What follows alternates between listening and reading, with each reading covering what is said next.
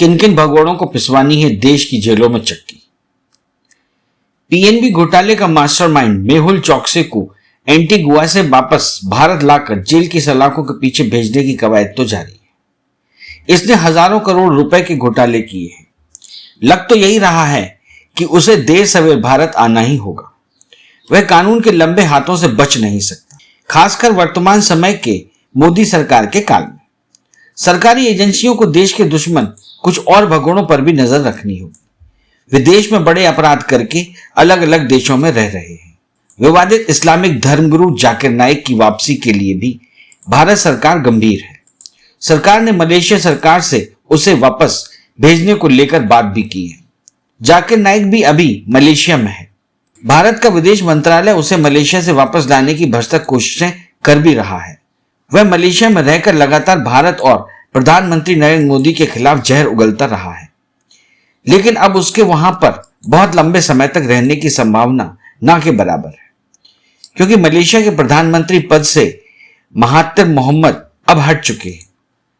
यह दुनिया जानती है कि महातिर का जाकिर नाइक को सीधा संरक्षण हासिल था। नाइक पर भारत के देशद्रोह का भी केस चल रहा है। उस पर जैसे ही देशद्रोह का केस दर्ज हुआ तो वह देश से भाग गया। वह सच में बेहद जहरीला किस्म का शख्स है। वह देश में हिंदुओं और मुसलमानों में आपसी वैमनस्य पैदा करने की कोशिश कर रहा था। उसे हिंदुओं से सख्त नफरत है। वह मलेशिया में बैठकर पाकिस्तान की राजधानी इस्लामाबाद में बनने वाले एक मंदिर निर्माण का विरोध भी कर रहा था। इन सारे तथ्यों को देखते हुए जाकिर नाइक को तुरंत भारत लाना ही होगा।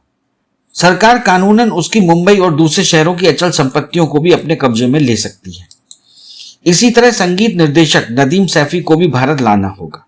उस पर आरोप है कि उसका मुंबई में 12 अगस्त 1997 को music cassette company T series के मालिक गुलशन कुमार की हत्या के षड्यंत्र में हाथ था।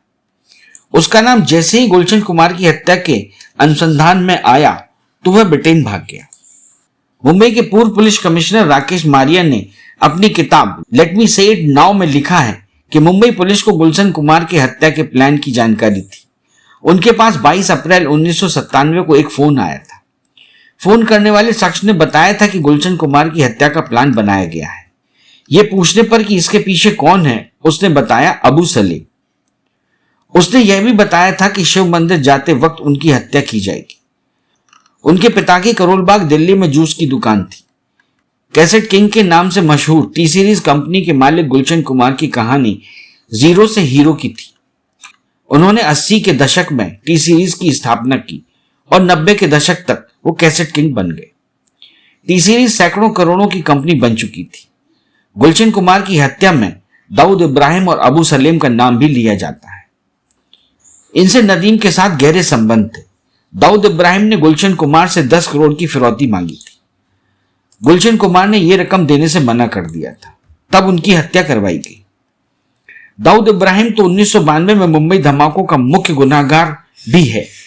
पाकिस्तान में बसने से पहले दाऊद इब्राहिम दुबई में अपना काला कारोबार चला रहा था। हो यह रहा है कि भारत में अपराध करने के बाद कथित सफेदपोश से लेकर शातिर अपराधी देश के बाहर निकल लेते हैं। इस तरह के भगोड़ों का आंकड़ा तेजी से बढ़ रहा है। सुप्रीम कोर्ट ने भी इस मसले पर नाराजगी जताते हुए कुछ साल पहले केंद्र सरकार को कहा था कि आजकल कोई भी भारत से भाग जाता है। सुप्रीम कोर्ट ने केंद्र सरकार से कहा था कि ऐसे लोगों पर कार्यवाही कर विदेश से जल्द भारत लाया जाना चाहिए। जस्टिस जीएस केहर और जस्टिस अरुण मिश्रा ने इस बात को लेकर चिंता व्यक्त की कि लोग आसानी से देश छोड़कर भाग जाते हैं। केंद्र को न्याय के लिए उन लोगों को वापस लाना चाहिए। मेहुल चोकसी के साथ दाऊद इब्राहिम, जाकिर नाइक, विजय माल्या, ललित मोदी जैसे अपराधियों को देश वापस लाने की कार्यवाही को गति देनी होगी। इन भगोड़ों को पकड़ना जरूरी इसलिए भी है ताकि देश के अंदर यह सख्त संदेश जाए कि कानून चाहे तो किसी को कहीं से भी पकड़ सकता है। भारत ने लगभग 40 देशों के साथ प्रत्यार्पण संधि की है और 8 देशों के साथ प्रत्यार्पण समझौता किया है। भारत ने परस्पर कानून सहयोग समझौता भी 39 देशों के साथ किया है। ऐसे समझौतों में शामिल देश वांछित अपराधियों पर मुकदमा चलाने के लिए एक दूसरे के साथ कानूनी सहयोग करते हैं, जिसमें शरण देने वाले देश में मौजूद उस व्यक्ति की संपत्ति को जब्त करने का प्रावधान भी है। अब जरा ललित मोदी की बात कर ले। वह इंडियन प्रीमियर लीग का अध्यक्ष था, उस पर भी घोटालों के आरोप लगे तो वह लंदन भाग गया। ललित मोदी उद्योगपति कृष्ण कुमार मोदी का बेटा है। कृष्ण कुमार 4000 करोड़ रुपए की कीमत वाले मोदी समूह के अध्यक्ष थे। ललित मोदी के दादा राज बहादुर गुजरमल मोदी ने मोदी नगर की स्थापना की थी। ललित मोदी अपने पिता की कुछ साल पहले हुए मौत के समय भी दिल्ली नहीं आया था। सरकार को इन सब भगोड़ों को वापस देश में लाना है। दाऊद इब्राहिम अब पाकिस्तान के कराची शहर में है। उसकी बेटी की शादी पाकिस्तान के मशहूर क्रिकेटर जावेद मियांदाद के बेटे से हुई है।